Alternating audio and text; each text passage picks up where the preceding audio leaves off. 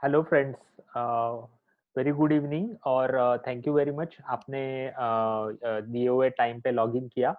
और आज मैं एकदम सुपर एक्साइटेड हूँ ये टॉपिक के बारे में आपसे शेयर करने के लिए, how to invest in post COVID VUCA world. आगे बढ़ने से पहले मैं आपको बताना चाहता हूँ कि जो भी स्टॉक्स हम डिस्कस करेंगे यहाँ पे वो कोई सजेशंस नहीं है या वो कोई एडवाइस नहीं है। तो सिर्फ मेरा स्टडी है उसके बारे में जो मैं आपके साथ शेयर करना चाहता हूँ। ये सेशन के बाद आपको एक शेयर्स का पोर्टफोलियो बनाने में और म्यूचुअल फंड्स का पोर्टफोलियो बनाने में एक डायरेक्शन मिलेगा, क्योंकि काफ़ी सारी चीज़ें लास्ट 6 महीने में चेंज हुई है। जैसे पूरी दुनिया का काम करने का तरीका चेंज हुआ है, वैसे इन्वेस्टमेंट वर्ल्ड भी काफ़ी चेंज हो चुका है। तो अकॉर्डिंगली हमारे पोर्टफोलियो कैसे अलाइन करें, इसके बारे में हम बात करेंगे। तो ये सेशन जो है वो एज़ इन मुझे ऐसे करना था कि शेयर्स का पोर्टफोलियो और म्यूचुअल फंड का पोर्टफोलियो कैसे बनाया जाए ये मैं आपको बताऊँ। लेकिन जैसे मैं ये प्रेज़ेंटेशन बना रहा था तो मुझे ऐसे लगा कि सिर्फ़ शेयर्स का मैं आज बताऊँगा और नेक्स्ट वीक में म्यूचुअल फंड का बताऊँगा, क्योंकि 1 घंटे में काफ़ी सारे फैक्ट्स आपके सामने अगर मैं रखूँगा तो शायद आपको समझने में दिक्कत हो सकती है। इसके लिए आज के सेशन में मैं सिर्फ शेयर्स के बारे में बात करूँगा। और वापस मैं एक बार आपको बताता हूँ कि जो भी शेयर्स मैं अब डिस्कस करूँगा वो कोई एडवाइस नहीं है या फिर सजेशन नहीं है। तो सिर्फ एक एग्ज़ाम्पल के लिए मैं वो ले रहा हूँ। और कभी भी आप याद रखिए, शेयर्स में इन्वेस्ट करने से पहले खुद का स्टडी होना ज़रूरी है। किसी के एडवाइस पे भी आप शेयर्स खरीदने नहीं चाहिए। रीज़न बीइंग, जिसमें मुझे वैल्यू दिखता है उसमें शायद आपको वैल्यू ना दिखे। क्योंकि समझो फॉर एग्ज़ाम्पल 2500 का अगर शर्ट है, वो आपके लिए वैल्यूएबल हो सकता है। मेरे लिए सिर्फ़ 500 का शर्ट ही वैल्यूएबल हो सकता है। तो हर एक का वैल्यू का डेफिनिशन अलग होता है। सो अकॉर्डिंगली हमेशा शेयर्स में इन्वेस्ट करते टाइम खुद का स्टडी होना बहुत ज़्यादा ज़रूरी है।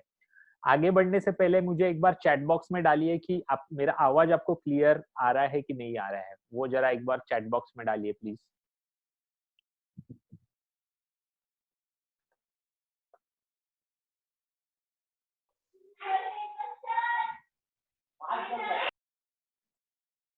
ओके।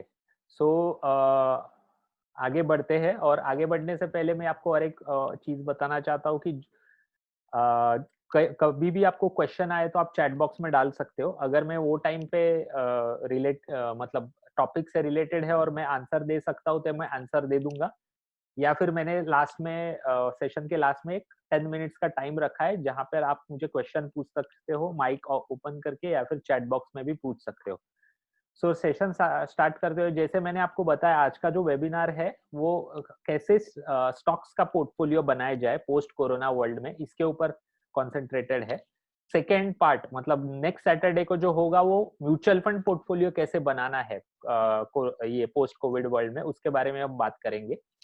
जो लोग नए हैं उनके लिए मेरा इंट्रोडक्शन। मेरा नाम आदित्य पालो, मैं म्यूचुअल फंड डिस्ट्रीब्यूटर हूँ फ्रॉम अप्रैल 2017।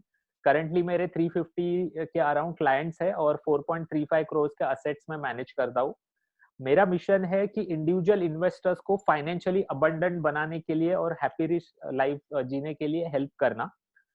मैं फैक्ट बता सकता हूँ आपको कि इंडिया में 139 करोड़ पॉपुलेशन है, 138 139 करोड़ पॉपुलेशन। उसमें से अराउंड 2.5 करोड़ लोग सिर्फ म्यूचुअल फंड्स में इन्वेस्ट करते हैं और 1 करोड़ 20 लाख लोग शेयर्स में डायरेक्टली इन्वेस्ट करते हैं। ये 1 करोड़ 20 लाख में से 60 लाख लोग लास्ट 6 महीने में आए हैं ये मार्केट में, क्योंकि वर्क फ्रॉम होम कल्चर बड़ा, लोग घर पे थे। तो लोगों को ऐसे लग रहा था कि मैं शायद ट्रेडिंग करके पैसे बना सकता हूँ, तो इसलिए बहुत सारे डीमैट अकाउंट खुले हैं लास्ट 6 मंथ्स में, अराउंड 60 लैक्स। तो मेरा पॉइंट ये है कि फाइनेंशियल अवेयरनेस की ये कंट्री में कितनी कमतरता है, तो उसमें छोटा-सा पार्ट मैं लेना चाहता हूँ। फाइनेंशियल अवेयरनेस स्प्रेड करने में, इसलिए मैंने ये सेशंस वगैरह ऐसे ऑर्गेनाइज किए। तो टॉपिक पे आते हैं कि जैसे अगर आप मोस्ट प्रोबेबली आप में से सब शेयर मार्केट को जानते होंगे और शेयर मार्केट में इन्वेस्ट करते ही होंगे। तो निफ्टी ने जनवरी 2020 में मतलब 14-15 जनवरी को 12,400 का पीक बनाया और वहां से 40% का करेक्शन आया ड्यू टू कोरोना कंसर्न्स और लॉकडाउन्स वगैरह।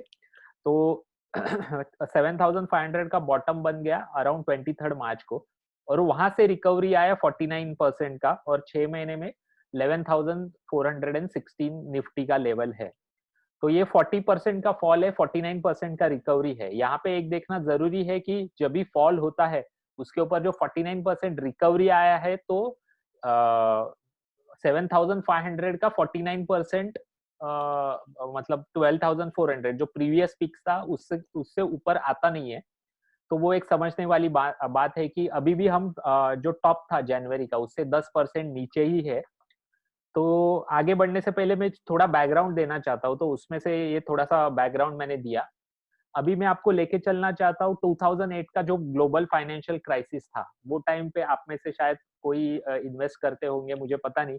लेकिन 2008 का जो ग्लोबल फाइनेंशियल क्राइसिस था, जो टाइम पे मतलब जनवरी 2008 या फरवरी 2008 में यूएस की 2 बड़ी बैंक्स बैंकरप्ट हो गई थी।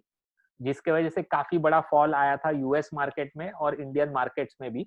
जो इंडियन मार्केट्स में फॉल था वो सेंसेक्स 3000 सॉरी सेंसेक्स था 21,000, वो 7,000 तक नीचे गिरा 9 मंथ्स के टाइम में। मतलब जनवरी 2009 टू अक्टूबर 2000 सॉरी जनवरी 2008 टू अक्टूबर 2008। और यूएस मार्केट का जो फॉल था वो टिल फरवरी 2009 मतलब 13 महीने तक चला, और बॉटम बना यूएस मार्केट का फरवरी 2009 में, और इंडियन मार्केट्स का बॉटम बना अक्टूबर 2008 में। तो मैं आपको ये दिखाना चाहता हूँ कि आफ्टर यूएस का मार्केट का बॉटम बनने के बाद इंडिया के जो लीडिंग मैगजीन्स थे इकोनॉमिक्स के और बिजनेस के, उसके हेडलाइंस देखिए, सब निगेटिव थे। जॉब क्राइसिस, यूरोप ब्रेकअप हो जाएगा क्या, मैन्युफैक्चरिंग कोलैप्स होगा क्या, सब सब सब जो भी निगेटिव हो सकता है सब हेडलाइंस थे। जैसे कि करंट सिचुएशन में भी आप कोई भी बिजनेस मैगजीन उठा के देखो, आपको निगेटिविटी दिखेगी। मीडिया में देखो, अगर वो टाइम पास वाली न्यूज छोड़ के अगर कुछ जेन्युइन न्यूज दे पाए तो सिर्फ आपको निगेटिव न्यूज देते हैं। ये भी देखिए अप्रैल में सब सब निगेटिव ही है। तो पॉइंट ऐसा है कि मार्केट तो रिकवर हो चुके थे, मतलब रिकवरी का एक्सटेंट बताऊं तो जो इंडियन मार्केट 2008 अक्टूबर 2008 जब दिवाली था, वो टाइम पे जो बॉटम था मतलब अराउंड 8,000 का सेंसेक्स था। नेक्स्ट दिवाली तक मतलब 2009 की दिवाली तक वो सेंसेक्स 19,000 का हुआ। इतना बड़ा रिकवरी होने के बावजूद ये सब निगेटिव ये हेडलाइंस आप देख सकते हो। तो पॉइंट ये ऐसा है कि जब भी फॉल आता है तो लिफ्ट में से आता है, मतलब फास्ट गिरता है मार्केट। रिकवरी आता है तो एस्केलेटर जैसा होता है, first phase of recovery. Second phase of recovery मतलब बुल मार्केट जो होता है वो स्टेप बाय स्टेप होता है। तो वैसे ही कुछ यहाँ पे सिनारियो दिख रहा है। फॉल हुआ लिफ्ट में, जैसे फास्ट आते हैं वैसे ही शार्प फॉल हुआ।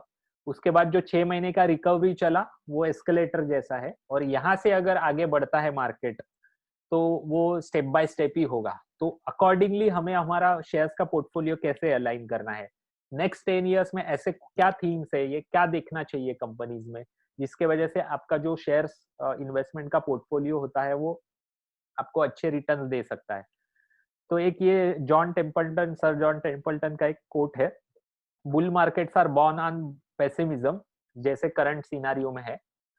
पेसिमिज्म है, बोल सकते हो स्केप्टिसिज्म है, grows on scepticism, matures on optimism और डाइज ऑन यूफोरिया। तो यूफोरिया जहां पर भी होता है, जो भी असेट क्लास में जो भी मार्केट में होता है, वहां पे समझ लीजिए फुल्ली वैल्यूड हो गई है मार्केट।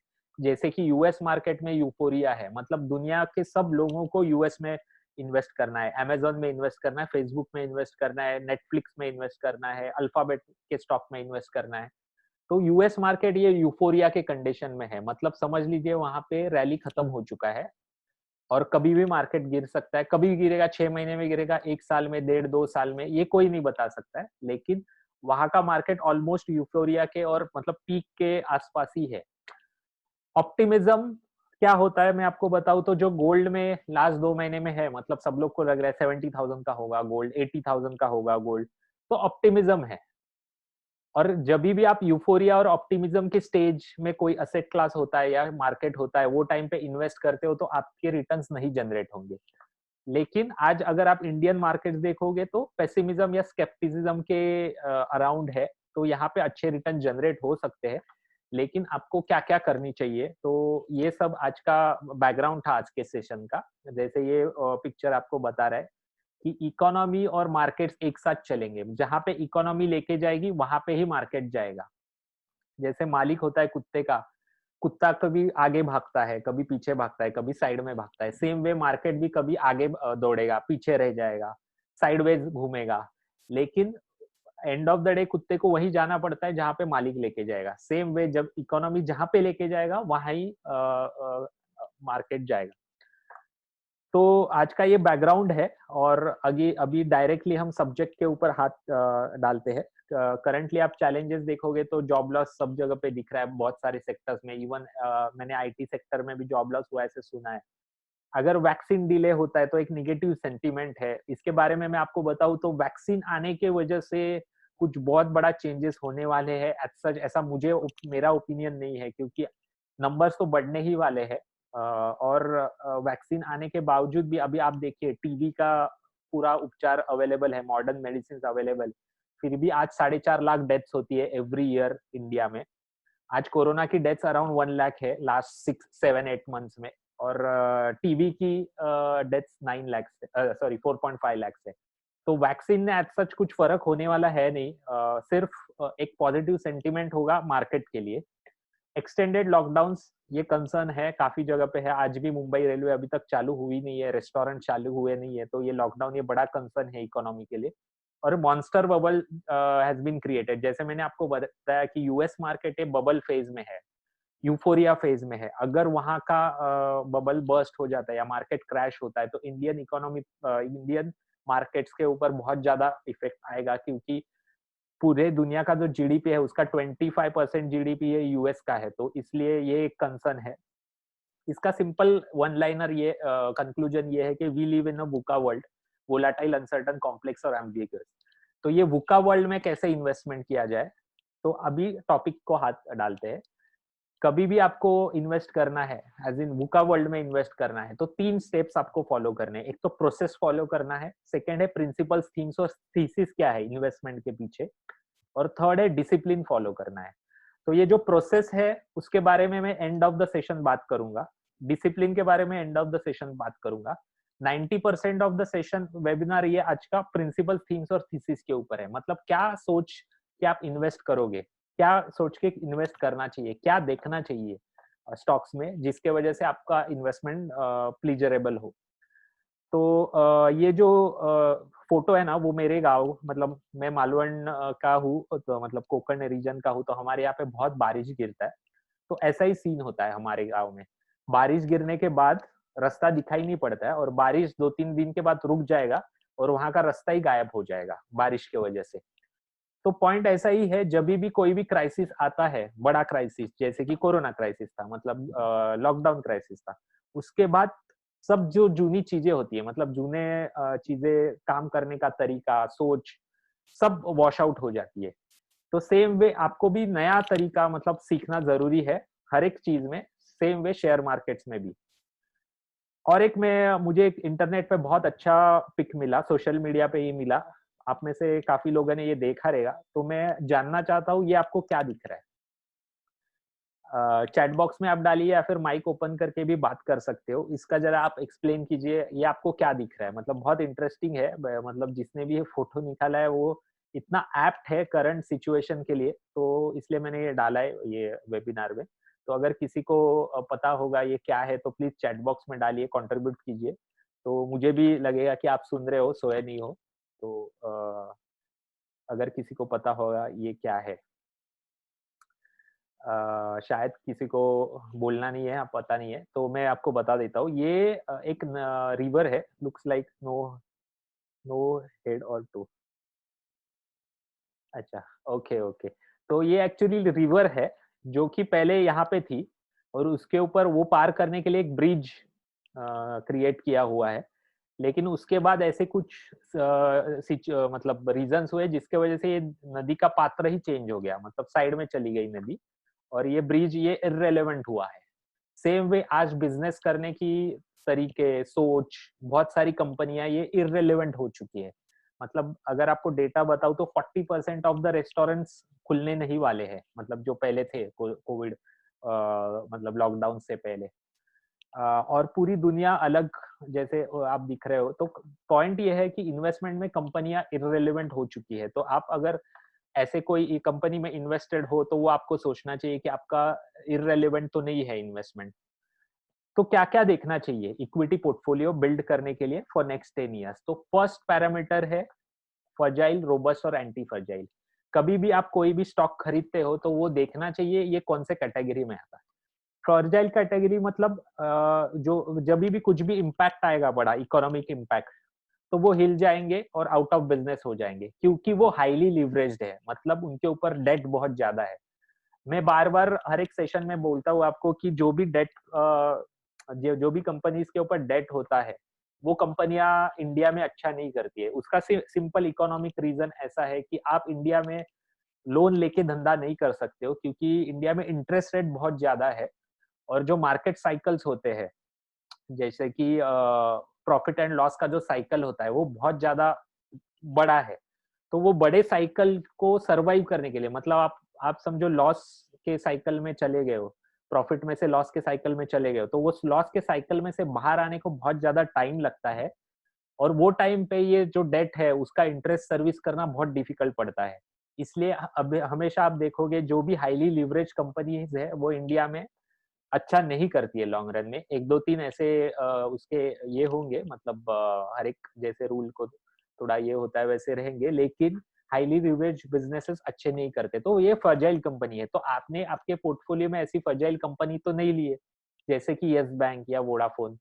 अभी यस बैंक और वोडाफोन का एग्जांपल मेरा बहुत फेवरेट एग्जांपल है, क्योंकि वो इजीली रिकलेक्ट होता है, क्योंकि मोस्ट ऑफ द इन्वेस्टर्स के पोर्टफोलियो में होता ही है। तो ये जो बिजनेसेस है वो फ्रजाइल है क्योंकि डेट है इनके ऊपर।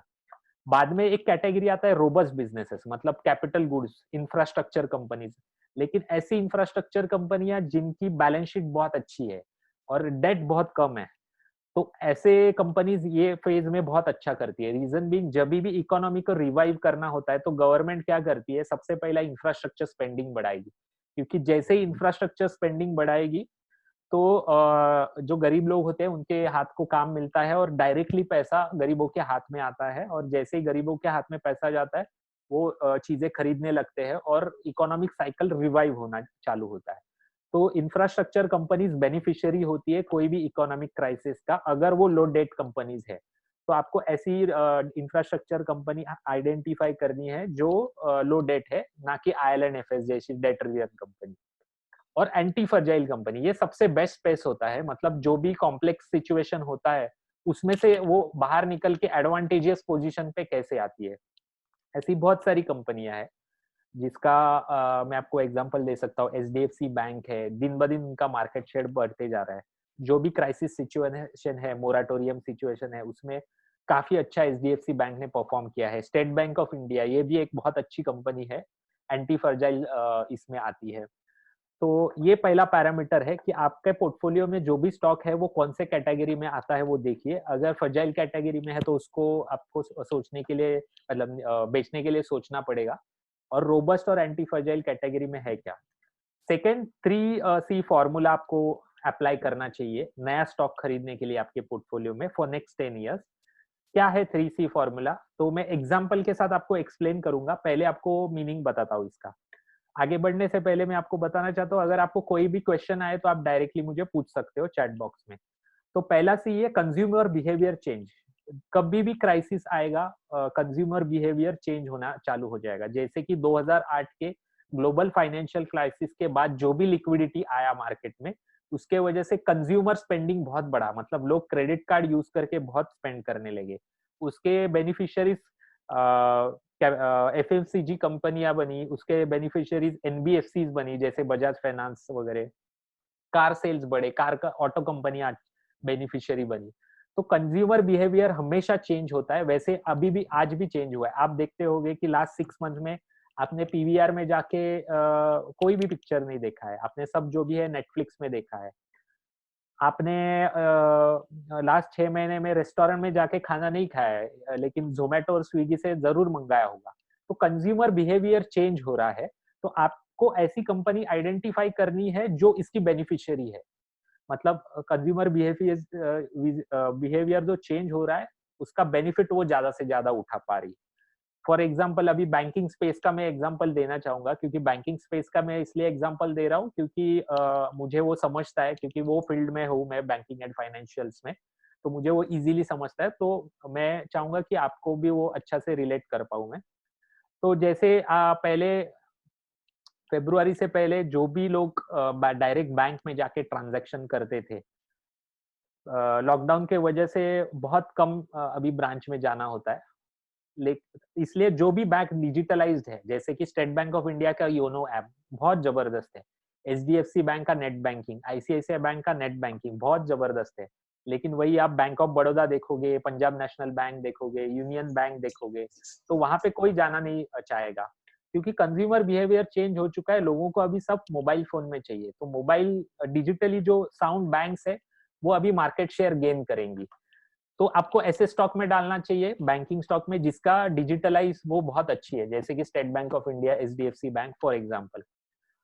और वापस मैं आपको बताना चाहता हूँ, जो भी मैं नाम ले रहा हूँ, वो सिर्फ आपको एग्जांपल के तौर पे दे रहा हूँ। आप कल उठ के उसमें उसके स्टॉक में मत इन्वेस्ट किया करना, पहले समझ लीजिए उसका बैलेंस शीट क्या है वगैरह, उसके बाद ही ये करना। वीकनिंग ऑफ कॉम्पिटिशन, जभी भी ऐसा क्राइसिस आता है, तो कॉम्पिटिशन हमेशा कम होने लगती है। मतलब जो भी हाइली लिवरेज कंपनी है वो आउट ऑफ बिजनेस जाती है। जैसे मैंने आपको बताया 40% ऑफ द रेस्टोरेंट्स बंद होने वाले हैं, लेकिन जो रेस्टोरेंट्स चलेंगे, जो इनोवेट करेंगे, वो बहुत ज्यादा अच्छा करेंगे। फॉर एग्जांपल अभी 5 स्टार होटल सब मतलब टूरिज्म बंद है, इसलिए उनका बिजनेस ठप है, लेकिन आपने इनोवेशन देखा होगा उनके कि 5 स्टार होटल्स में जो कुक होते हैं, सॉरी उनको क्या बोलते हैं, शेफ होते हैं, शेफ। तो शेफ के नाम से अभी ज़ोमैटो और स्विगी पे आप मंगा सकते हो। तो एक मतलब कॉम्पिटिशन चली गई रेस्टोरेंट्स की, लेकिन जो स्ट्रॉन्गर प्लेयर्स थे, वो बड़ा मार्केट शेयर गेन करने लगे। तो कंपटीशन कम होने लगता है, तो आपने जो भी स्टॉक पिक किया है, वो कंपटीशन में सर्वाइव होने वाला है क्या, वो आपको देखना चाहिए। प्लस मार्केट शेयर बढ़ाएगा खुद का क्या, वो आपको देखना चाहिए। थर्ड है कंपनी स्पेसिफिक इनोवेशन। इसका बहुत अच्छा एग्जांपल मेरे पास है। कंपनी स्पेसिफिक इनोवेशन के बारे में मैं आपको एग्जांपल के साथ अच्छा एक्सप्लेन करूंगा। उसके पहले मैं आपको बताना चाहता हूँ कि आपने जो भी कंपनी पिक की है, वो इनोवेशन क्या कर रही है, इनोवेटिव कंपनी है क्या, और वो सेक्टर में ऐसा कोई इनोवेशन तो नहीं या डिसरप्शन तो नहीं आने वाला है जिसके वजह से वो कंपनी इररिलेवेंट बन जाए। आनंद महिंद्रा का एक स्टेटमेंट है, वो मैं आपको हिंदी में सिंप्लीफाई करके बताऊंगा। आनंद महिंद्रा ने ऐसे बोला है कि मुझे डर नहीं लगता है कोई बड़े प्लेयर से, मुझे डर लगता है वो जो बैंगलोर की गलियों में बैठा है और सोच रहा है डिसरप्शन लाने का या इनोवेशन करने का, उससे मुझे डर लगता है। तो पॉइंट ये है कि इनोवेटिव कंपनी आपको पिक करनी पड़ेगी। अगर वो इनोवेटिव कंपनी नहीं है, तो वो सेक्टर में अगर कोई इनोवेशन आया, तो आउट ऑफ बिजनेस नहीं जानी चाहिए। तो ऐसे आपको सोच रखनी पड़ेगी। तो ये तीनों चीज का एग्जांपल मैं देता हूँ, कंज्यूमर बिहेवियर कैसे चेंज हुआ है इंडिया में लास्ट 6 मंथ्स में। तो ये कुछ डेटा मैं आपको बताना चाहता हूँ। पूरे वर्ल्ड में 3 ही ऐसे कंट्री है जिनका जो जीडीपी है वो $5 ट्रिलियन से ज्यादा है, यूएस, चाइना और जापान। और फोर्थ कंट्री बनने वाली है India. Probably with in next 6 to 7 years में इंडिया $5 ट्रिलियन की इकोनॉमी बन जाएगी। तो ये जो डेटा है ना, ये यहाँ पे दिखा रहा है पर कैपिटा इनकम कितना था यूएस डॉलर्स में, जब भी ये कंट्रीज इंडिया जितनी थी, मतलब चाइना जब भी इंडिया जितनी थी जीडीपी वाइज, यूएस जितनी इंडिया जितनी थी, जापान जब भी इंडिया जितनी थी 2.7 ट्रिलियन डॉलर्स की, वो टाइम पे उनका जीडीपी कितना था।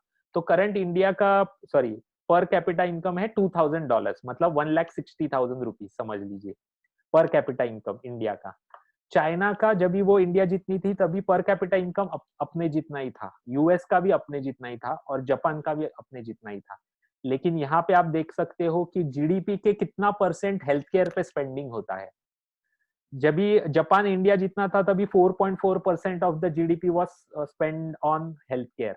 यूएस 4.6 करता था, चाइना 3.9 करता था, और इंडिया सबसे कम कर रहा है हेल्थ केयर में 3.7%। और एक मैं आपको इंटरेस्टिंग फैक्ट बताना चाहता हूँ, लास्ट 6 मंथ्स में अल्कोहल के सेल्स 1,50,000 करोड़ रुपीस के हुए हैं। और इतना पैंडेमिक होने के बावजूद जो मेडिकल टैबलेट्स के सेल्स हुए हैं इंडिया में, पूरे इंडिया में, वो 1,40,000 करोड़ के हैं। मतलब अल्कोहल का सेल ज्यादा हो रहा है फार्मास्यूटिकल कंपनी से, सबका मिला के। तो मुझे वही बताना है कि स्कोप कितना है ये सेक्टर में। अभी हेल्थ केयर में बोल रहा हूँ तो सिर्फ फार्मा कंपनीज नहीं आती है, उसमें इंश्योरेंस कंपनीज भी आती है, हॉस्पिटल कंपनीज भी आती है। तो रिलेटेड जो भी आता है सब हेल्थ केयर सेक्टर में आता है। डायग्नोस्टिक्स आते हैं। तो ये यहाँ पे स्टैटिस्टिक्स देखिए, करंट जापान का जो स्पेंडिंग है हेल्थ केयर पे 10.9% ऑफ जीडीपी है, यूएस में 17.1%, चाइना में 5% है, और इंडिया में 3.6% है। ये आने वाले टाइम में जैसी इंडिया की ग्रोथ स्टोरी आगे चलेगी तो ये भी बढ़ेगा, और उसके बेनिफिशियरीज होंगे insurance companies, diagnostic companies, health care companies. तो उसमें आपको एक अपॉर्चुनिटी ढूंढना चाहिए कि मैं ऐसा कंपनी पिक करूं कि वो नेक्स्ट 10 साल के लिए बहुत अच्छा कर सकता है, मुझे मल्टी बैगर स्टॉक बन सकता है। सेशन के लास्ट में मेरे मल्टी बैगर चॉइसेस क्या है वो मैं आपको बताऊंगा, लेकिन ये एक मैं लाइन ऑफ थिंकिंग आपको दे रहा हूँ। सेकेंड एग्जाम्पल मैंने आपको दिया वीकनिंग कंपटीशन। अभी वीकनिंग कंपटीशन का जो एग्जाम्पल मेरे पास है वो शायद शेयर मार्केट से रिलेटेड नहीं है, लेकिन एग्जाम्पल एकदम परफेक्ट है। लास्ट 7 इयर्स में 2012 टू 2019, ये थोड़ा ब्लर है, चेन्नई, बैंगलोर, गुड़गांव, ठाणे, मुंबई, नोएडा, हैदराबाद, कोलकाता एंड पुणे, ये सिटीज में जो माइनस में नंबर दिख रहा है, तो कितने number of builders out of business चले गए वो दिखा रहा है। मतलब जो चेन्नई में है वो -78%, मतलब 100 बिल्डर थे तो अभी 22 ही बचे हैं। बैंगलोर में 35 ही बचे हैं, 100 अगर है तो। पुणे में अगर 100 थे तो सिर्फ 72 बचे हैं। तो ये जो कंपटीशन निकल गई है लास्ट 8 सालों में, इससे क्या हुआ है, तो जो बड़े प्लेयर्स है, जैसे कि मुझे एक्चुअली रियल एस्टेट सेक्टर इतना समझता नहीं है, लेकिन मैं आपको एग्जांपल के तौर पे बता रहा हूँ, हीरानंदानी बिल्डर्स है, या लोढ़ा बिल्डर्स है, या फिर टाटा, टाटा का बिल्डिंग्स बनते हैं शायद, और महिंद्रा का एक ये है वेंचर है इसमें। तो ये बहुत स्ट्रॉन्गर बन रहे हैं। प्लस रेरा जो आया है, रेरा की वजह से क्या हुआ है, जो भी वीक कंपटीशन था वो निकल जा रहा है। और आप देखो कि जो मिलीनियल्स है वो रेंट पे रहना चाहते हैं, या फिर अच्छे ब्रांड के साथ घर लेना चाहते हैं, जैसे कि महिंद्रा में ले लिया, या फिर हीरानंदानी में ले लिया। तो छोटे बिल्डर के साथ घर लेना नहीं चाहते मिलेनियल्स। तो ये एक ट्रेंड बन रहा है। तो इसका सबसे बड़ा बेनिफिशियरी कौन होगा, तो प्राइसेस कंसोलिडेट होंगे रियल एस्टेट में। शायद आज मुझे मुंबई में घर लेने के लिए, फॉर एग्जांपल मेरा इनकम अगर 10 लाख रुपीज है, तो मुझे 1.5 करोड़ का फ्लैट मुंबई में लेना है, तो मेरे इनकम का ऑलमोस्ट 150 मंथ्स का सैलरी मुझे घर में स्पेंड करना पड़ रहा है। तो शायद 5 साल में मुंबई में ऐसा हो जाए कि मेरे इनकम का सिर्फ 50 to 60 मंथ का इनकम मुझे स्पेंड करना पड़े मुंबई का घर लेने के लिए। तो ऐसे हो सकता है। तो ये बेनिफिशियरी होते हैं। तो ऐसे ट्रेंड्स आपको फाइंड आउट करनी चाहिए कि जहाँ पे कंपटीशन बन रहा है। और एक एग्जांपल है टेलीकॉम स्पेस। 10 साल पहले टेलीकॉम स्पेस देखिए कैसे था। अभी सिर्फ 3 ही प्लेयर्स बचे हैं, और 3 ही प्लेयर्स में से एक प्लेयर तो लंगड़ा घोड़ा है, तो सिर्फ 2 ही प्लेयर बचे हैं। तो इसके बाद उनके शेयर प्राइस बहुत ज्यादा बढ़ने वाले हैं, जैसे कि रिलायंस का ऑलरेडी बढ़ चुका है, भारती भी धीरे धीरे फॉलो करेगा। तो पॉइंट है, ऐसे अपॉर्चुनिटीज आपको फाइंड आउट करने हैं जहाँ पे कंसोलिडेशन चालू है, और कंसोलिडेशन होगा कोई भी क्राइसिस के बाद। थर्ड जो चीज मैंने आपको बताई, कंपनी स्पेसिफिक इनोवेशन, इसका बहुत अच्छा एग्जांपल है मेरे पास। ये ब्रिटानिया का सेल्स का चार्ट है 2017, 2018, 2019 और 2020 एफवाई। हमेशा देखोगे ट्रेंड इनका, Q1 का सेल्स हमेशा कम रहता है, Q2 और Q3 में सेल्स बढ़ता है, फिर Q4 में डिक्लाइन हो जाता है। Q2 और Q3 में इसके लिए बढ़ता है क्योंकि इंडिया में फेस्टिवल सीजन होता है, तो कंजम्पशन ज्यादा होता है ब्रिटानिया के प्रोडक्ट्स का। तो सेम ट्रेंड यहाँ पे देख सकते हो आप, तीनों साल 2017, 18, 19। लेकिन 2020 का करंट ईयर का क्वार्टर 1 में आप सेल्स देखिए, इनके डायरेक्टली जंप हो गए, मतलब सबसे हाईएस्ट सेल्स है। इसका रीजन बहुत अच्छा है, क्योंकि इन्होंने जैसे ही लॉकडाउन अनाउंस हुआ मार्च में, तो इन्होंने एक बहुत इनोवेटिव चीज की। इनके जो पैक्स आते हैं, मतलब बिस्किट्स में आपको पता होगा कि 5 रुपए के जो पैक्स आते हैं, तो लॉकडाउन से पहले 5 रुपए के जो पैक्स आते हैं, 5 और 10 रुपए के, उसका प्रोडक्शन बहुत ज्यादा होता था। वो उन्होंने बहुत ज्यादा कट डाउन कर दिया, और जो हायर अमाउंट के पैकेजेस थे, 20, 25, 30 रुपीज के, उनका प्रोडक्शन बढ़ा दिया। तो उसके पीछे ऐसा सोच था कि अभी मैं लॉकडाउन के वक्त हर रोज तो बाहर नहीं जा सकता हूँ, तो मैं वीक में एक बार बाहर जा रहा हूँ, 10 दिन में एक बार बाहर बाहर जा रहा हूँ सामान लेने के लिए। तो जब भी सामान लूंगा तो ज्यादा क्वांटिटी में लूंगा, बड़ा पैक लूंगा। तो ये उनका आइडिया बहुत चला, और उनका रेवेन्यू ग्रोथ में आप रिफ्लेक्ट कर सकते हो। लास्ट 6 महीने के उनके लास्ट 4-5 महीने के उनके स्टॉक प्राइसेस देखिए, रिफ्लेक्ट कर रहे हैं यही सेल्स ग्रोथ, रेवेन्यू ग्रोथ। तो पॉइंट ऐसा होता है कि आपको ये ऐसा इनोवेशन, कंपनी स्पेसिफिक इनोवेशन पकड़ना बहुत जरूरी है। जैसे स्टेट बैंक ऑफ इंडिया ने बहुत अच्छा इनोवेशन किया है, वो है योनो ऐप। मतलब योनो ऐप के वजह से स्टेट बैंक ऑफ इंडिया का प्राइस इतना, मतलब वैल्यू इतना बहुत ज्यादा बढ़ चुका है। लेकिन आप देखिए, स्टेट बैंक ऑफ इंडिया का सबसे बड़ा प्रॉब्लम क्या था? Customer service. आप ब्रांच में जाते हो तो आपको सर्विस अच्छा नहीं मिलता है। लेकिन उन्होंने जो योनो ऐप निकाला है, वो योनो ऐप इतना बहुत अच्छा है कि टेक्नोलॉजिकली वो सबसे साउंड बैंक है इंडिया में, और सबसे highest reach state bank of India का है। लेकिन उसका स्टॉक प्राइस देखोगे तो वो स्टॉक प्राइस अभी भी नीचे है। तो उसमें वैल्यू है। अगर आपने ये ट्रेंड पिक कर लिया, योनो ऐप अच्छा चल रहा है, तो आने वाले टाइम में इनका बिजनेस बढ़ सकता है, और इसलिए मैं स्टेट बैंक ऑफ इंडिया खरीद रहा हूँ। तो एक अच्छा पिक बन सकता है। ऐसे आपको हर एक चीज सेक्टर में इनोवेशन आइडेंटिफाई करने की जरूरत है। आगे बढ़ने से पहले मैं आपको क्वेश्चन पूछना चाहता हूँ कि सॉरी, आपका कोई क्वेश्चन है तो मुझे बताइए। आपको सेशन कैसा लग रहा है वो बताइए। आपको नींद तो नहीं आ रही है, और मैं जो बात कर रहा हूँ वो कुछ सेंस बन रहा है क्या आपके लिए, वो भी जरा मुझे चैट बॉक्स में डालिए, या फिर आप माइक ओपन भी कर सकते हो। आपका फीडबैक इंपॉर्टेंट है, क्योंकि विदाउट वो मुझे समझेगा नहीं कि आप कनेक्ट कर रहे हो कि नहीं कर रहे हो। ओके। अभी मैं एक 5 पॉइंट चेकलिस्ट आपको बताता हूँ। कभी भी आप स्टॉक इन्वेस्ट करोगे, कोई भी कंपनी में आपको इन्वेस्ट करना है, ये 5 चीजें आप करो, आपका फेल होने का चांसेस ड्रास्टिकली रिड्यूस हो जाएगा, और आपका पॉजिटिव फायदा होने का चांसेस बहुत ज्यादा बढ़ जाएगा। ये 5 चीजें आपको परफेक्टली समझनी चाहिए। सबसे पहला है कि growing positive cash flow, operating cash flow. इसका सिंपल मतलब ऐसा है, ऑपरेटिंग कैश फ्लो का मतलब ऐसा होता है, जो भी एक्टिविटी में करता हूँ, मतलब अगर ब्रिटानिया इंडस्ट्री का मैं एग्जांपल दूं, ब्रिटानिया कंपनी है, तो ब्रिटानिया का काम क्या है? फूड आइटम्स बनाना, मतलब बिस्किट्स बनाना। तो बिस्किट बना के वो कितना प्रॉफिट जनरेट कर रहे हैं, कैश फ्लो जनरेट कर रहे हैं, वो ज्यादा इंपॉर्टेंट है, रादर देन उन्होंने, उनका समझ लो वसई का एक प्लांट था, वो बेच दिया, उससे उनका कैश फ्लो बढ़ा, तो इसके लिए बैलेंस शीट में दिख रहा है, कैश फ्लो स्टेटमेंट में पॉजिटिव कैश फ्लो दिख रहा है, लेकिन ऑपरेटिंग से तो निगेटिव कैश फ्लो है। तो ऐसा नहीं चलेगा। हमेशा आप वो कंपनी का ऑपरेटिव कैश फ्लो देखिए, वो पॉजिटिव होना चाहिए, और वो इंक्रीजिंग होना चाहिए हमेशा। वो बहुत ज्यादा इंपॉर्टेंट है। मैं आपको एक एग्जांपल देता हूँ। ये कंपनी का नाम आप मुझे बताइए अगर आपको पता है तो। उसके स्टॉक का प्राइस है 2183 रुपीज। बहुत जबरदस्त स्टॉक है। उसका आप नेट कैश फ्लो देखिए, ये लास्ट में एक लाइन देखिए, net cash flow from operating activities. तो 2017 में 2016 में उसका ऑपरेटिंग कैश फ्लो था 425 करोड़। उसके बाद वो बढ़ के 2017 में हो गया 448 करोड़। मार्च में ऑलमोस्ट डबल हो गया 722। फिर 2019 में बढ़ा 852। फिर ऑलमोस्ट 50% राइज हुआ 1287 करोड़। तो ये कंपनी कौन सा है आपको पता है क्या? चैट बॉक्स में डालिए अगर आपको पता है तो। ये आपके पोर्टफोलियो में होना ही चाहिए।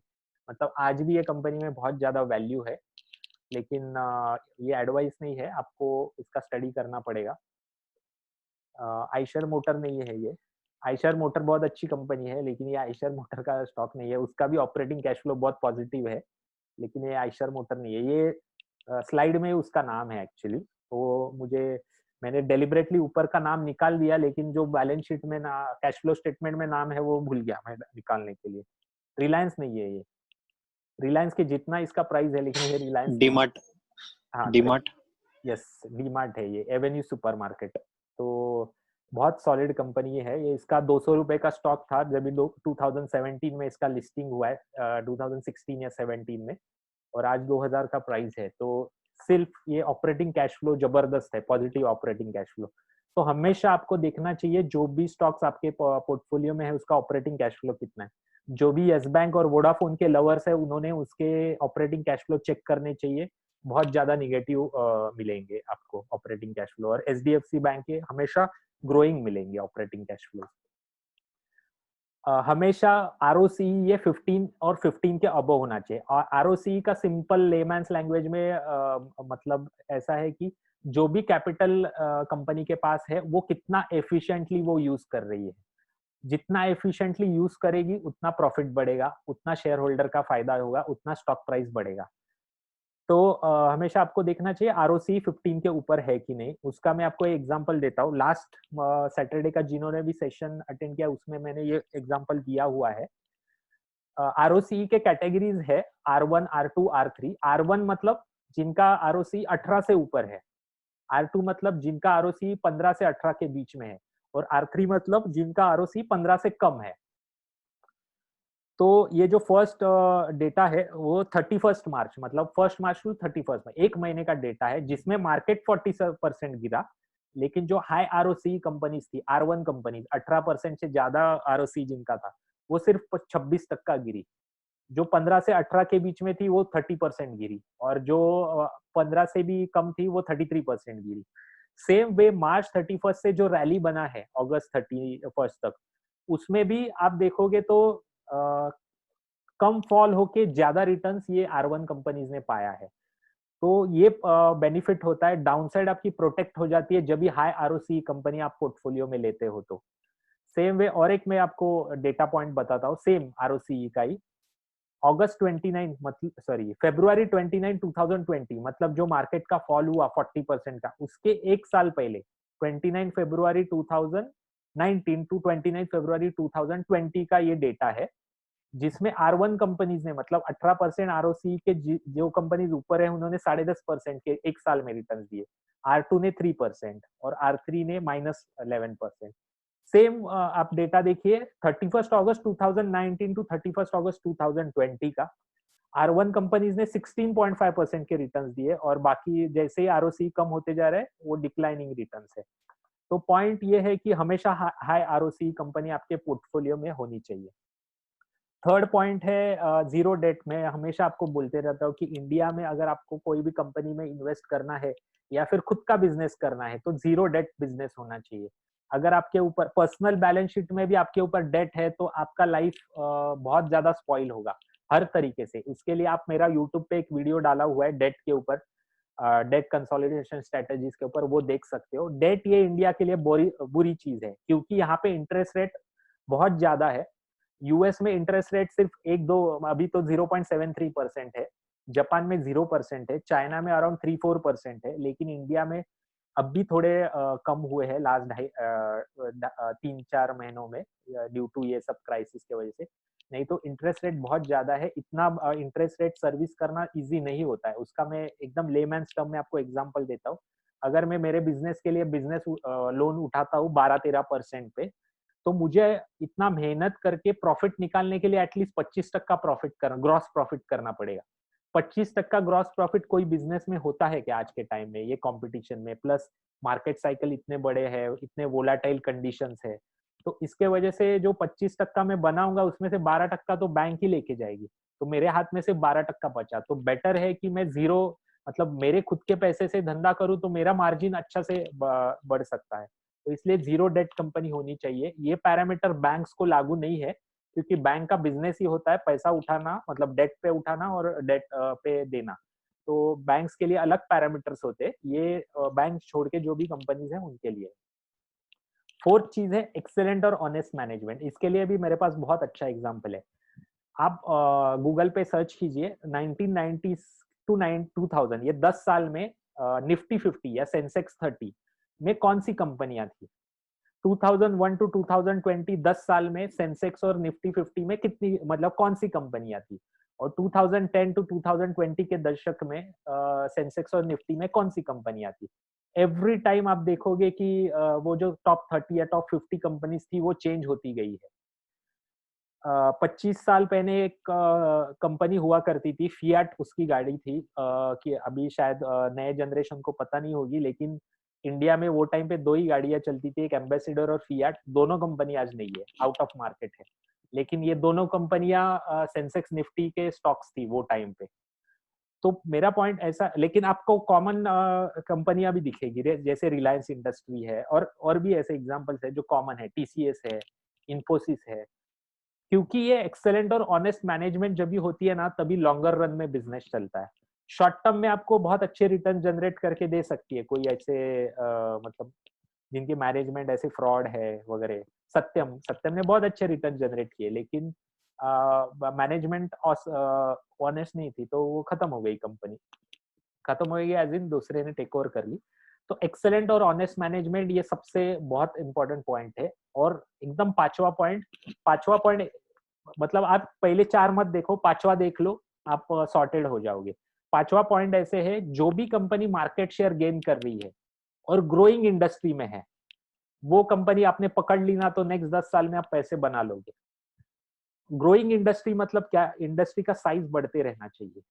जैसे कि टेलीकॉम इंडस्ट्री अभी साइज वाइज नहीं बढ़ सकती, लेकिन टेलीकॉम इंडस्ट्री ये प्राइस वाइज बढ़ सकती है। मतलब आज 500 ही रुपए आप बिल भर रहे हो, शायद 2 साल के बाद 1000 रुपया बिल भरना पड़े, शायद 5 साल के बाद 1500 रुपया बिल भरना पड़े, एवरेज बिल। तो वो ग्रोइंग इंडस्ट्री है। म्यूचुअल फंड इंडस्ट्री देखिए, जैसे मैंने आपको नंबर्स बताए, 139 करोड़ पॉपुलेशन में से सिर्फ 2.5 करोड़ लोग इन्वेस्ट करते हैं म्यूचुअल फंड में। शायद नेक्स्ट 5 साल में डबल हो जाएंगे, 5 करोड़ लोग, तो इंडस्ट्री साइज 5 साल में डबल हो जाएगी, मतलब 15-16% की सीएजीआर ग्रोथ है। तो ऐसे सेक्टर में आप कंपनी चूज कीजिए। या फिर इंश्योरेंस सेक्टर देखिए, इंश्योरेंस सेक्टर 8% सिर्फ पेनिट्रेशन है आज लाइफ इंश्योरेंस का। अगर डबल भी हो जाता है नेक्स्ट 5 साल में, तो एचडीएफसी लाइफ या फिर एसबीआई लाइफ का कहाँ से कहाँ हो सकती है। क्रेडिट कार्ड देखिए, 100 में से सिर्फ 3 लोगों के पास क्रेडिट कार्ड है। आप यूएस का डेटा देखोगे तो 100 में से if I am not wrong 30 लोगों के पास क्रेडिट कार्ड है, अगर मेरा गलत नहीं है तो नंबर। अगर ये 3 से 6 भी हो गया, तो एसबीआई कार्ड का स्टॉक किधर के किधर पहुंच सकता है। तो पॉइंट ऐसा है, ग्रोइंग इंडस्ट्री होनी चाहिए, और जो पर्टिकुलर कंपनी का स्टॉक आप खरीद रहे हो उसका मार्केट शेयर बढ़ते रहना चाहिए हमेशा। जैसे कि एचडीएफसी बैंक और state bank of India. HDFC bank का जो मार्केट शेयर है वो एवरी डे राइज हो रहा है, एवरी मंथ, एवरी साल राइज हो रहा है।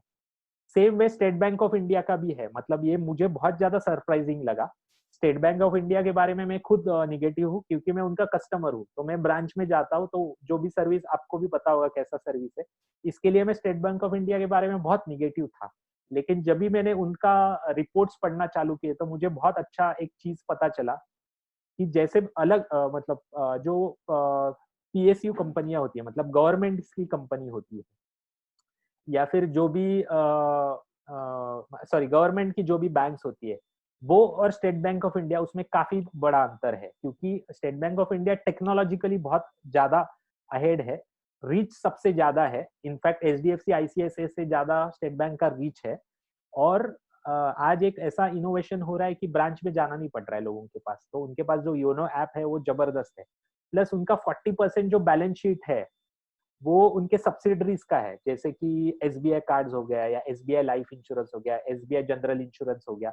जो कंपनीज है वो प्रोफेशनली मैनेज्ड है, और वो जो 40% रेवेन्यू ग्रो हो रही है वो 30 से 35% से हो रही है उनकी रेवेन्यू ग्रोथ।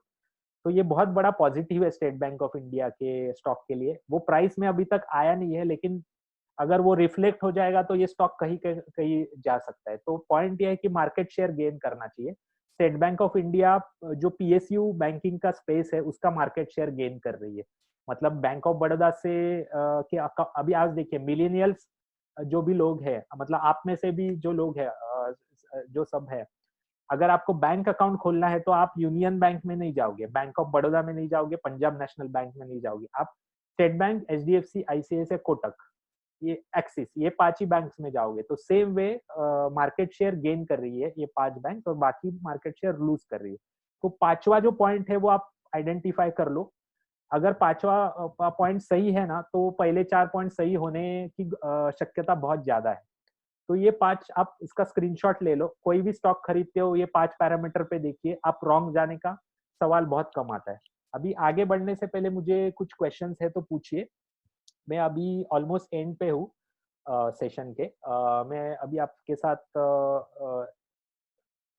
कुछ क्वेश्चंस है तो पूछिए, नहीं तो मैं मेरा ये जो सम ऑफ मेरे आइडियाज है इसका आप स्क्रीनशॉट ले सकते हो, आपके वॉच लिस्ट में डाल सकते हो, इसके बैलेंस शीट पांचों पैरामीटर पे देख सकते हो, 6 महीने का, 1 साल का, 2 साल का इनके रिटर्न्स देख सकते हो। ये सबसे बहुत मेरे हिसाब से ये मल्टी बैगर आइडियाज है आने वाले, पांचों पैरामीटर्स पे परफेक्ट है ये कंपनियां और इसमें रॉन्ग जाने का चांसेस बहुत कम है। तो ऐसी जो सब आइडियाज है उसके लिए एक मैंने ये मेरा एक चैनल है टेलीग्राम के ऊपर, जिसमें मैं एवरी मंथ के फर्स्ट ऑफ वीक में एक मॉडल पोर्टफोलियो देता हूँ, बताता हूँ, मतलब आपके साथ शेयर करता हूँ वो चैनल पे। मॉडल पोर्टफोलियो क्या होता है? तो मॉडल पोर्टफोलियो का मतलब ऐसा है, मान लीजिए आपके पास 1 लाख रुपीज है, मैंने आपको ये स्टॉक्स बताए और आपने भी स्टडी किया, आपको बहुत अच्छे लगे, आपको इन्वेस्ट करना है 1 लाख रुपीज। तो आप इन्फोसिस में कितना परसेंट ऑफ द मनी डालोगे, एचडीएफसी बैंक में कितना परसेंट डालोगे, स्टेट बैंक ऑफ इंडिया में कितना परसेंट डालोगे? ये सबसे बड़ा क्वेश्चन होता है। प्रॉब्लम ऐसा होता है कि मान लीजिए इन्फोसिस स्टॉक नेक्स्ट 5 साल में मेरा सोच सही रहा और 5 टाइम्स बढ़ गया, ये एग्जाम्पल है, हाँ ऐसा होगा पता नहीं लेकिन एग्जाम्पल है। 1000 रुपीज का स्टॉक 5000 रुपया हो गया नेक्स्ट 5 साल में, लेकिन आपके पोर्टफोलियो में इसका परसेंटेज सिर्फ 5% है, तो आपको रिटर्न जो जनरेट होंगे वो कुछ भी नहीं है, मतलब मिनिमल रिटर्न जनरेट होंगे। लेकिन अगर इन्फोसिस का परसेंटेज 20 तक का होता आपके पोर्टफोलियो में, ओवरऑल पोर्टफोलियो में, तो आपको जो 5 टाइम्स स्टॉक बढ़ा है उसका बहुत ज्यादा इम्पैक्ट आपके पोर्टफोलियो पे होता है। तो ये सबसे बड़ा क्वेश्चन आता है कि कितना परसेंटेज ऑफ पैसा आपने आइडेंटिफाई तो कर लिए स्टॉक, लेकिन हर एक में कितना पैसा इन्वेस्ट करे, ये आपको मॉडल पोर्टफोलियो आंसर करेगा। तो ये मैं शेयर करता हूँ।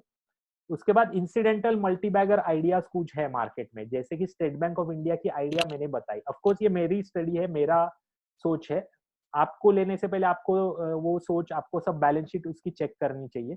तो वो मैं एक शेयर करूंगा आपके साथ।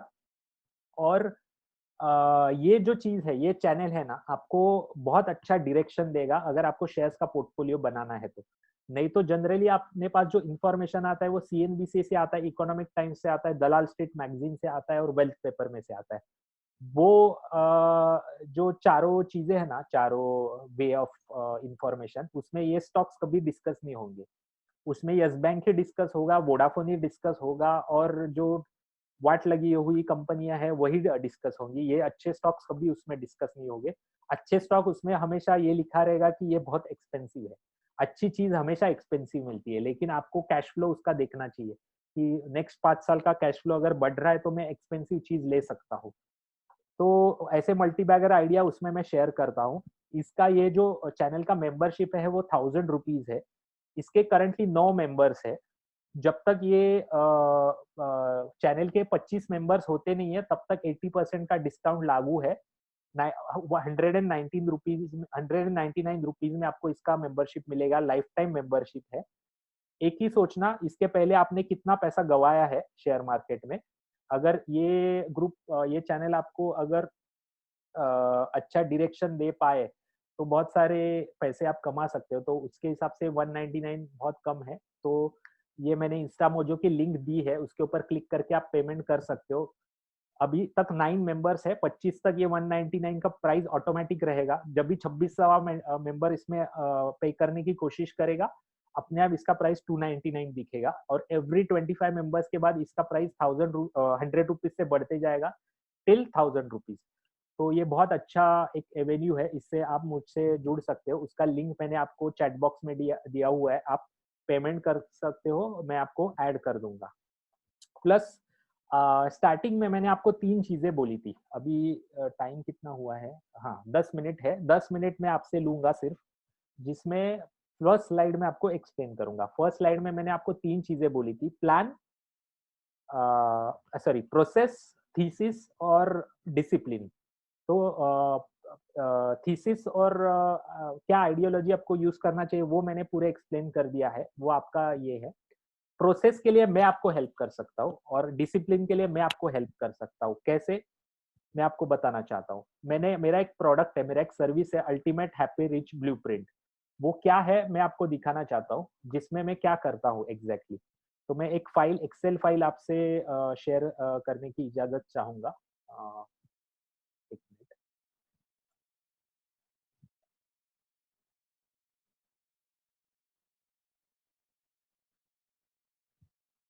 हाँ, ये एक्सेल फ़ाइल है, ये एक मेरे इन्वेस्टर है। आप में से भी काफ़ी सारे लोगों ने मेरा ये blueprint ultimate happy rich blueprint लिया है।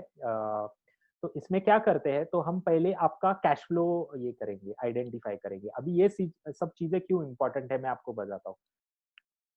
रिटर्न्स है ना, आप रिटर्न्स के पीछे भागोगे, मतलब जभी भी आप इन्वेस्ट करते हो तो रिटर्न्स कितने मिलेंगे मुझे, इसके ऊपर अगर पीछे भागोगे ना तो आप कभी सक्सेसफुल नहीं हो सकते इसमें इन्वेस्टिंग में, क्योंकि रिटर्न्स आपके हाथ में है ही नहीं।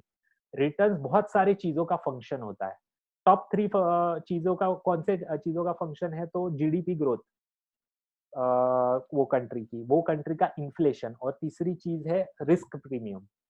तो जीडीपी ग्रोथ आपके हाथ में है नहीं, इंडिया कितने परसेंट से जीडीपी ग्रो करेगा, इंडिया में इन्फ्लेशन कितना होगा वो आपके हाथ में है नहीं।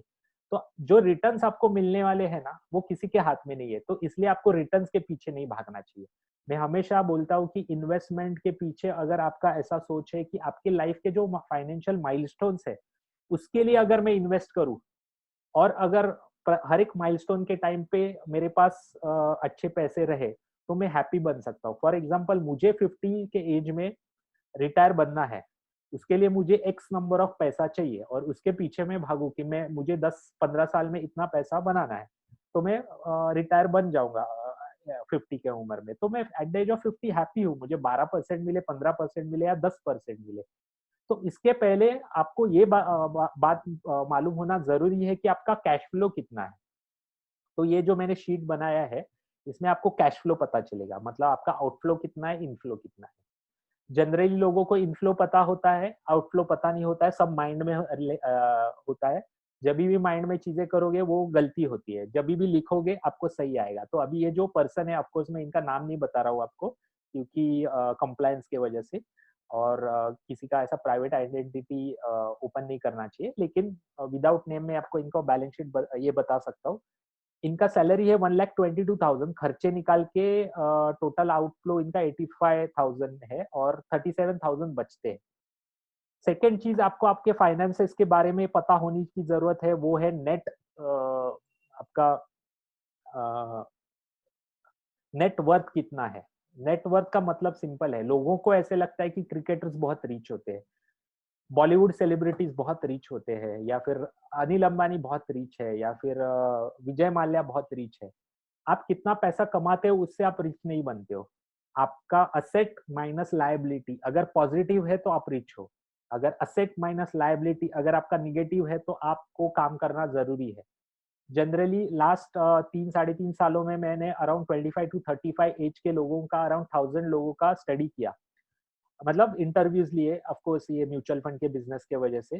तो मैं आपको बताना चाहता हूँ, उनके अगर असेट साइड में अगर उन्होंने घर लिया है होम लोन पे, और घर का वैल्यू समझो पुणे में घर लिया है, 70 लाख रुपीज वैल्यू है, तो असेट साइड में अगर उन्होंने 70 लाख लिख दिया तो ही उनका नेटवर्क पॉजिटिव आएगा। लेकिन मैं आपको एक चीज बताना चाहता हूँ कि जो रहता घर होता है हमारा, हम जो रहते हैं वो घर में, हमारे ऊपर कोई भी फाइनेंशियल ट्रेजेडी भी आएगा तभी नहीं बेचेंगे।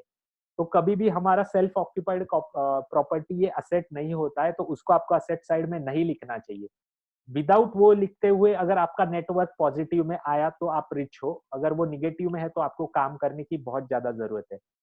तो मैं फर्स्ट स्टेज में मैं मेरे इन्वेस्टर्स के लिए कैश फ्लो और नेटवर्क फाइंड आउट करते, फिर उनके एग्जिस्टिंग इन्वेस्टमेंट्स क्या है, फिर इंश्योरेंस क्या है, फिर रिटायरमेंट, सॉरी, फिर उनके गोल्स क्या है। तो 3 गोल्स के ऊपर आपको कॉन्सेंट्रेट करना जरूरी है, रिटायरमेंट, इमरजेंसी फॉर और चाइल्ड एजुकेशन।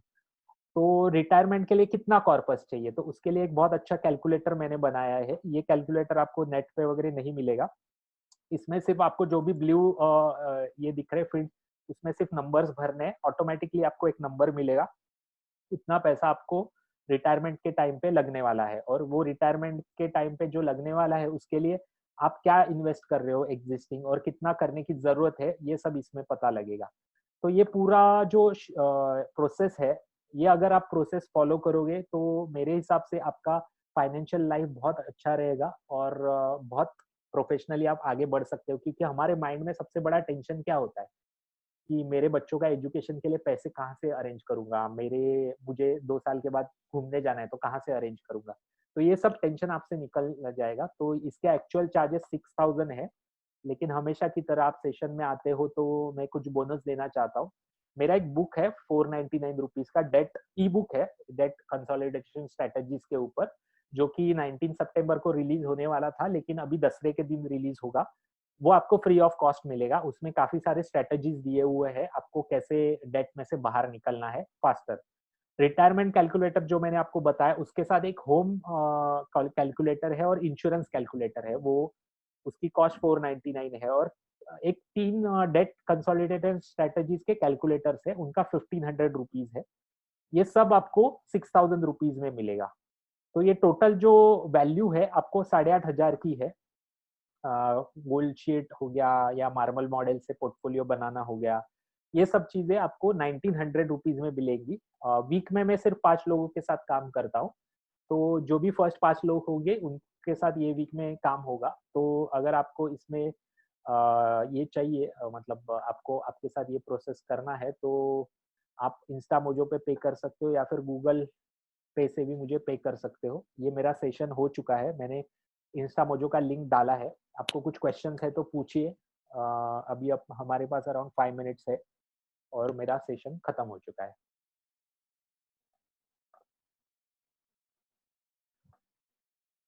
कुछ क्वेश्चंस आपको?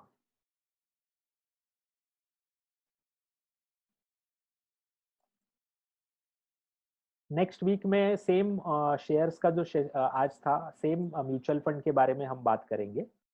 म्यूचुअल फंड का पोर्टफोलियो कैसे कंस्ट्रक्ट किया जाए। अगर आपको कुछ क्वेश्चंस नहीं है तो आज का सेशन कंक्लूड करते हैं। आप मेरे इंस्टाग्राम पे जुड़िए। इंस्टाग्राम पे मैं एक लाइव आते रहता हूँ इवनिंग के टाइम पे, जनरली इंसिडेंटल टॉपिक्स के ऊपर। वहाँ पे आप मुझे डीएम कर सकते हो, आपके क्वेरीज पूछ सकते हो, लाइव सेशन में पूछ सकते हो, या फिर व्हाट्सएप पे आप मुझे डीएम करके पूछ सकते हो। और कभी भी आपको मुझसे कांटेक्ट में रहना है तो रह सकते हो। अ, आप मेरे सेशन में हमेशा आते हो, आप में से बहुत सारे लोग, तो मैं सबका शुक्रिया अदा करना चाहता हूँ। जो भी मैं इनवाइट आपको भेजता हूँ, वो आपके व्हाट्सएप और टेलीग्राम ग्रुप पे फॉरवर्ड कीजिए, जिसके वजह से ये जो नॉलेज शेयरिंग है, वो ज़्यादा से ज़्यादा लोगों तक पहुँच सकता है।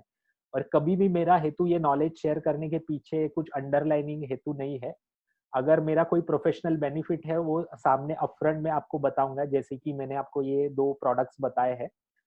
और थैंक यू वेरी मच। मैं आपका बहुत शुक्रिया अदा करना चाहता हूँ। आपने आपके लाइफ का 1 घंटा मुझे दिया और सुन के लिया। मैं होप करता हूँ आज जो हमने मतलब मैंने जो शेयर किया, उससे आपके इन्वेस्टमेंट जर्नी में थोड़ा-सा भी कंट्रीब्यूशन आया, तो मैं बहुत ज़्यादा हैप्पी रहूँगा।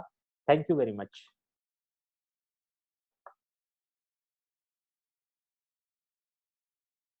Thank you Pawan ji, thank you, thank you. Thank you Soni. Thank you संकेत।